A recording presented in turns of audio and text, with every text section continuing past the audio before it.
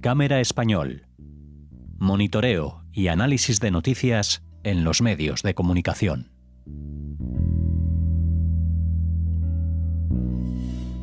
Bienvenidos oyentes de Radio Sefarad. Les saludamos en un día especial, en un día de memoria y de recuerdo a las víctimas por el Holocausto. Este 27 de enero, día en que grabamos, aunque emitimos un día después, Masa Gabriel está con nosotros desde Boston y lo hace también en recuerdo a todas las víctimas que, iba a decir perecieron, pero al final hay que decir las cosas con su nombre. Muchas de ellas fueron vilmente asesinadas. ¿Qué tal, Masa?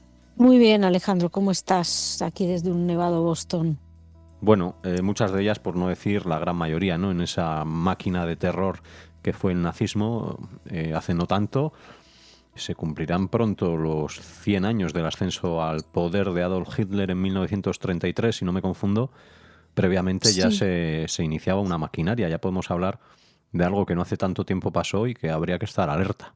Sí, bueno, creo que este año más que nada hay que reflexionar en ese... No sé si tanto reflexionar sobre el Holocausto en sí, que evidentemente hay que hacerlo, pero yo quisiera pensar un poco, quiero aprovechar este espacio para hablar un poco de la manera en que se rememora. ¿Cuál es el objetivo de rememorar? El objetivo de la memoria es honrar a los muertos, por supuesto, pero también es que se sepa lo que pasó, que se comprenda lo que pasó en profundidad para evitar que vuelvan a suceder cosas parecidas, entre otras cosas. Uno de los grandes problemas para mí en todo lo que ha sido la educación del Holocausto es que se ha convertido en una especie de elemento simbólico, una especie de trámite para los ayuntamientos, las organizaciones, no todos los ayuntamientos, ni mucho menos, pero bueno, los grandes políticos, etcétera, es como un trámite. Una vez al año hay que hacer esto. Y con eso has cumplido con tu pequeña aportación en la lucha contra el antisemitismo. Y a mí lo que me sucede es que me da la impresión de que, especialmente a partir del 7 de octubre, pero no solo después del 7 de octubre, creo que esto viene de antes, pero especialmente después del 7 de octubre, yo creo que tenemos que plantearnos para qué está sirviendo. Tal vez si no hubiera habido todas estas iniciativas de reflexión, rememoración, educación, etcétera, la situación sería peor. No puedo negarlo. Pero hay que reconocer que la situación es mala en estos momentos. No conozco a ningún judío que no haya fantaseado con cuál es su plan B en caso de que en el sitio en el que esté le esté yendo mal. Yo creo que bueno, hemos estado asistiendo a actos antisemitas, pero de un nivel brutal, como por ejemplo el de la playa de Bondi Beach en Australia o en Manchester durante Yom Kippur, pero también en el pequeño día a día, en el pequeño lenguaje, en esa pequeña mirada, en ese pequeño desprecio. Y esto es algo que quiero destacar. El discurso del presidente de la Federación de Comunidades Judías en el acto del Holocausto, lo estaba escuchando justo ahora, me parece que dio afinó mucho al dar exactamente el problema. No es, a la cámara de gas no ha aparecido del día a la mañana, o de la noche a la mañana, sino que es algo que se fue construyendo. Y se fue construyendo a partir del lenguaje, a partir de ese pequeño desprecio del que estoy hablando, esa especie de sospecha constante sobre todo lo que es judío. Y ahora mismo, y también entonces, por supuesto, y insisto, no estoy haciendo comparaciones, he sido siempre he rechazado mucho hacer comparaciones con la Alemania nazi, con la situación actual, pero si bien no podemos hablar de gobiernos que estén en esa línea, sí podemos hablar de pequeñas complicidades con un discurso que está en esa línea. Y eso lo vemos en gobernantes, lamento tener que decirlo porque no solemos meternos en cuestiones políticas, pero por ejemplo el primer ministro español, el presidente de España, Pedro Sánchez, que se vanagloria de ser el primer presidente que emplea el término genocidio para hablar de lo que está haciendo Sí. Israel. Cuando se desvirtúa de tal manera lo que es un genocidio, el concepto mismo del genocidio, que esta gente sabe perfectamente que no es un genocidio. No es que hayan estado estudiando y lleguen a la conclusión, no. es una herramienta política, es un arma, en este caso es un arma de distracción, es un arma de división, es un arma que responde a muchas cuestiones internas, también de cohesión con unas minorías que permiten el establecimiento del gobierno. Es un arma que se emplea con una finalidad política. Bueno, pues eso es la degradación última y absoluta del término en sí. El querer atacar al judío como responsable de un genocidio es muy interesante porque yo creo que revela una especie de esa enfermedad que es al fin y al cabo el antisemitismo, porque esto no lo ves con ningún otro. Si te fijas, no sabemos exactamente cuántas muertes están sucediendo en las calles de Irán. Llevan un mes más o menos manifestándose en las calles manifestantes. No estamos hablando de un ataque como el que fue el 7 de octubre, estamos hablando de gente en las calles manifestándose porque quieren un cambio de régimen, porque no pueden más. Y el régimen es brutal, brutal. Los está asesinando. No sabemos, insisto, cuántos muertos exactamente. Hay muchas cifras que, bueno, que van muy altas, pero se está hablando incluso de 30.000 muertos en un mes. Yo no veo portadas, yo no veo denuncias, yo no veo un presidente que esté hablando de nada. Estamos hablando de unos 30.000 en un mes. En Gaza, las cifras de Hamas, en un conflicto que no tiene nada que ver porque Israel no disparaba a manifestantes, sino a terroristas. Luego ya podemos hablar de la cuestión del ratio, civiles, etcétera. Tampoco se saben exactamente las cifras y, sin embargo, los medios se han lanzado a las portadas a denunciar supuestos genocidios, etcétera, y hablan, pues no sé si están ahora pongamos, tirando por lo alto, 90.000 muertos. O sea, en un mes Irán habría asesinado a 70.000 muertos, Israel en 2 años habría matado a 90.000 palestinos. No, obviamente estas cifras no son ni las de Hamas, ni lamentablemente se puede saber exactamente cuántas son las que hay en Irán.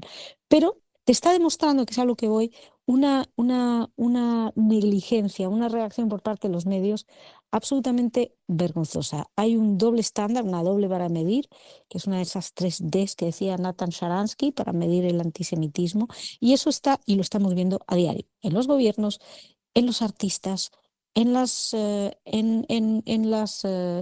élites políticas, en las élites intelectuales, e insisto, en los medios, porque son los medios quienes están goteando información falsa constante. Ujú. Entonces, cuando te enfrentas a esto diariamente y tú estás viendo que el resultado son ataques a judíos, cancelaciones a artistas judíos, a intelectuales judíos, hay que, eh, hay que, hay que, hay que, hay que plantearse en qué medida toda esta gente no está creando un caldo de cultivo suficientemente violento y agresivo como para que esa pequeña comparación con los años 30 pueda empezar a abrirse paso. Y ahí es donde me parece que estamos fallando. Y estamos fallando los que nos dedicamos a esto, los que se dedican al recuerdo, pues todos los gobiernos, los medios, bla, bla, bla, los de siempre, pero nosotros también.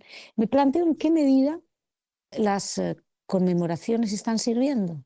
Tiene que haber algo que no se está haciendo. No tengo la respuesta, pero si tuviera la respuesta, Bueno, has estaríamos hablado al muy bien. principio del día a día, que eso es muy importante y sobre todo el lenguaje, ¿no? Que yo creo que es fundamental también para comprender a los grupos y para entender la realidad y también para explicarla. O sea, que cuando se explica con términos confusos, pues es todo confuso.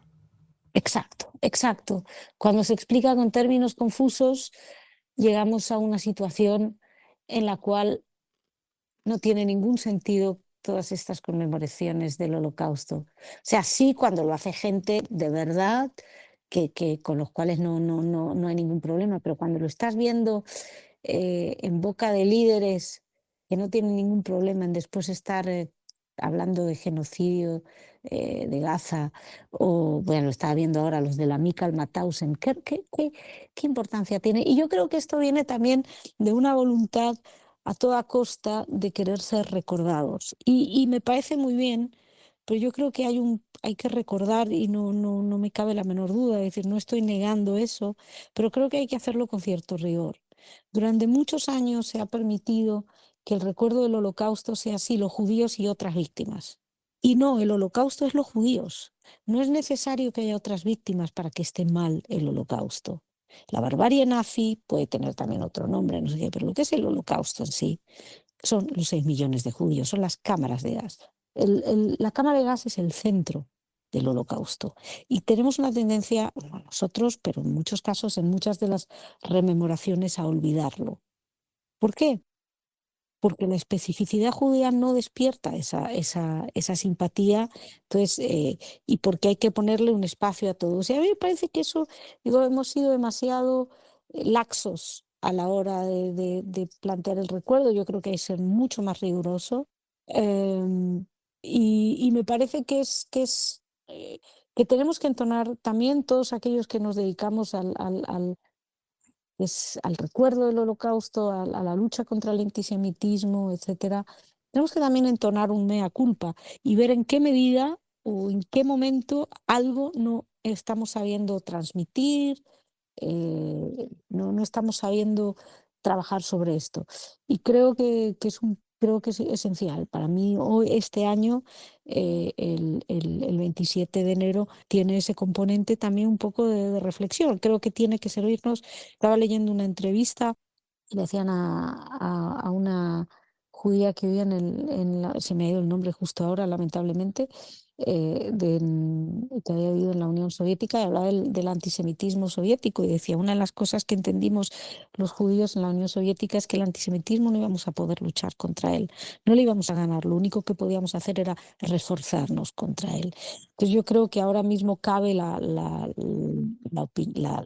es un buen momento para que en las comunidades judías también se consiga una especie de cohesión en el discurso, consigamos unirnos también en contra del antisemitismo. Yo sí creo, porque tengo un pequeño optimismo, que se puede combatir y se puede vencer en un momento dado y que se puede conseguir a través de todas estas herramientas educativas, de transmisión, de memoria, bla, bla, bla, pero no podemos dejar de reforzarnos y como sea contra ello.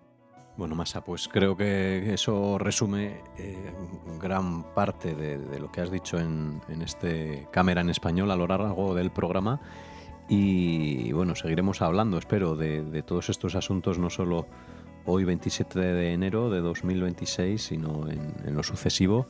Y espero que podamos hacer bien el trabajo para, por lo menos la parte que nos toca, pues estar lo suficientemente, al menos, no sé si convencidos, pero sí satisfechos del trabajo y del lenguaje que usamos para hablar de la Shoah y de la importancia que tiene, no solo desde la comunidad judía, sino a un nivel tanto cultural como humano, ¿no? A nivel mundial, y no solo tampoco en Occidente, sino en todo el globo, en la India, en América del Sur, en América del Norte, en Oceanía, en cualquiera de las partes que la gente respete a las personas.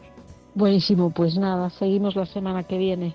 Muy bien, Masa, pues gracias como siempre, gracias a los oyentes por escucharnos y como siempre les invitamos a escuchar otros programas en radiosefarad.com a través de las etiquetas, ya sean de Cámara en Español, de Revista de Medio Oriente, que precede a este programa, y también a visitar la web de cámara.org. Muchas gracias. Hasta la semana que viene. Hasta entonces, Masa.